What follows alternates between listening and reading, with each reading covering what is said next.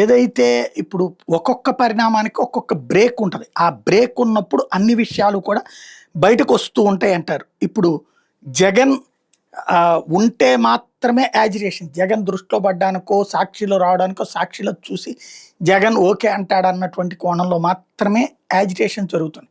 సీరియస్‌గా sincere agitations లేవు.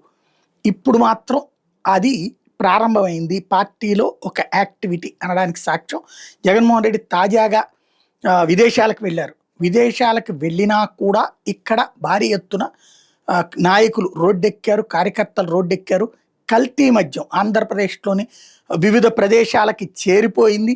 తయారీ మొలకల చెరువు అయితే ఆ పైన డంపింగ్ యార్డులు రాష్ట్రంలోని దాదాపు 10 ప్రాంతాల్లోనే అక్కడి నుంచి తీసుకెళ్లి బెల్ట్ షాపులకి, బార్లకి, లూజ్ లిక్కర్ అమ్మే చోట్లల్లా వీటిని అమ్మేశారు చాలా నెలల నుండి అన్నటువంటిది తేలినటువంటి నేపథ్యంలో దాని మీద సమగ్ర దర్యాప్తుకి రాష్ట్ర ప్రభుత్వం సిట్ వేసుకుంటే ఆ సిట్ ద్వారా నిందితులు కొంతమందిని అరెస్ట్ చేసి రిమాండ్కి పంపించారు. బట్ అసలు అంశం అక్కడ పబ్లిక్‌కి ఏమయ్యింది, అది తాగి ఎలా ఉన్నారు అన్నటువంటిది మాత్రం ప్రభుత్వం తెచ్చుకునే ప్రయత్నం చేయట్లేదు. ఈ నేపథ్యంలో కల్తీ లిక్కర్‌కి వ్యతిరేకంగా రాష్ట్ర వ్యాప్తంగా వివిధ జిల్లా కలెక్టరేట్ల దగ్గర వైఎస్ఆర్ కాంగ్రెస్ పార్టీ యాజిటేషన్ జరిగింది.